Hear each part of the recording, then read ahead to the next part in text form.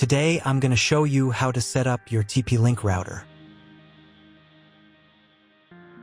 And before I start, I want to remind you that if my video will help you, please support my work. Half of all donations I send to animal shelters. All details are in the description down below. So, first thing you need to do is turn on the router. Take the power adapter. Plug one end into an outlet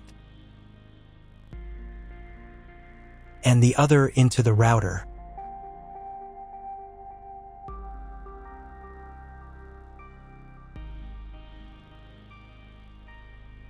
Then press the power button.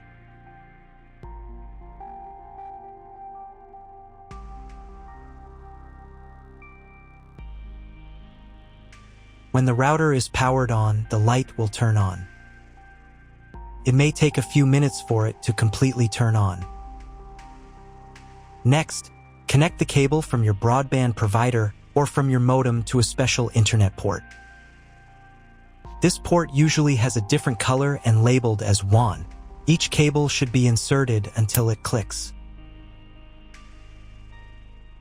Now you need to reset the router to the factory settings. Press and hold the reset button on the router for 10 seconds, until the indicator lights on the router begin to flash. Sometimes this button is located inside the router casing to avoid accidental pressing. In this case, use a thin object to press on it.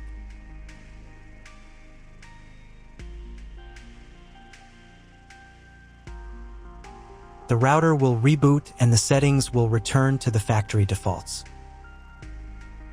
Insert one end of the Ethernet cable that comes with the router into one of the Ethernet port.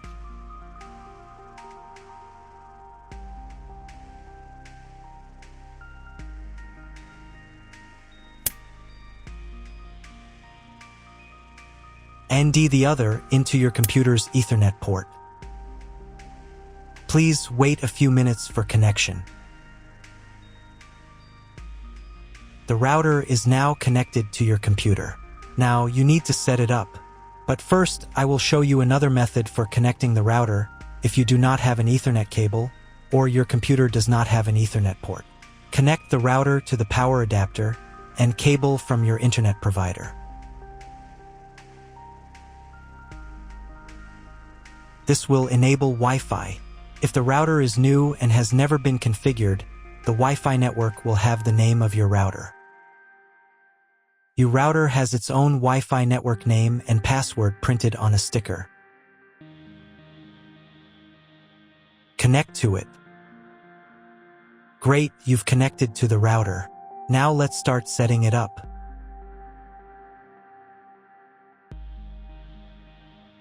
First, open your web browser and visit the URL you see on the screen.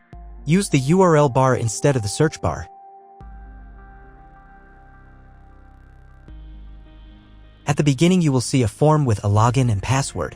Usually, it is admin and admin.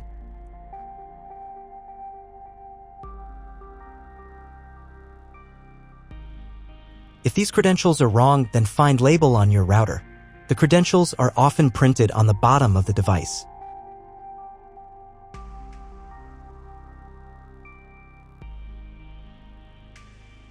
If none of this works, it means that your router has already been configured and someone has changed the login and password. If you can't find out the login credentials, just reset the router to factory settings. And then log into the router's personal cabinet using the standard credentials. If your router settings do not look like mine, it means that your router has a different firmware. I made a video for every firmware type. You can find all the links in the description down below. I want to warn you right away that there are many firmware versions and they may differ slightly. But don't worry, you will succeed. Just watch the video and follow the instructions. At first, you need to set a password for the router's admin panel.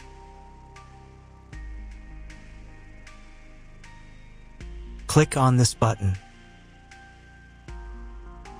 Keep in mind that, depending on your firmware version, some setup steps may be different or appear in a different order.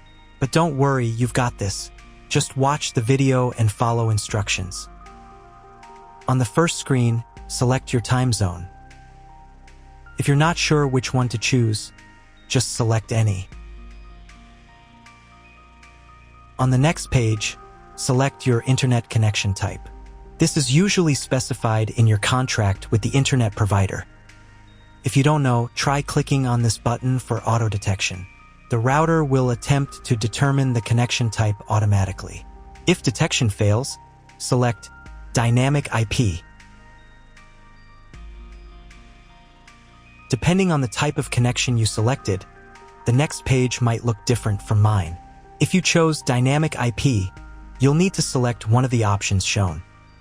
If your internet provider allows internet access only for a specific MAC address, you'll need to clone the MAC address of your primary computer. If you're not sure, just select Use Default MAC Address. In most cases, cloning the MAC address isn't necessary.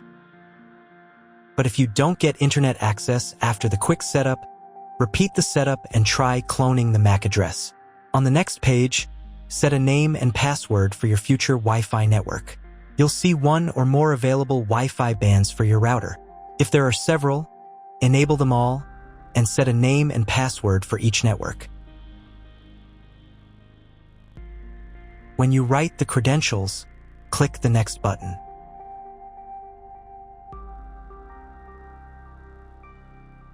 If you were connected to the router via the Wi-Fi network, reconnect to it. On this page, you can configure the TP-Link cloud service. You don't need to do anything here, just click Skip. Next, you'll see a summary of all the settings you've entered. Click this button to confirm. Wait while the router tries to connect to the internet. If it fails, double-check that all cables are properly connected. Click Skip, then try rebooting the router. If it connects successfully, check whether the internet is working. Just Google something. If it's still not working, you'll need to reboot the router manually. To do this, go to Advanced.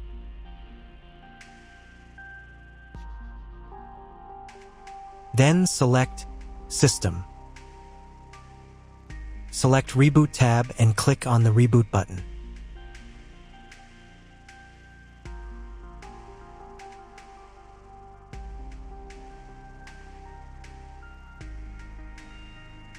Then check whether the internet is working. Just Google something. If the internet still doesn't appear, log back into the router's admin panel using the password you created at the start. Go to the internet and then clone MAC address.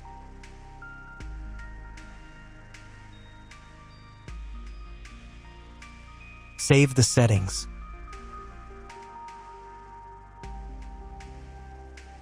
Reboot your router again.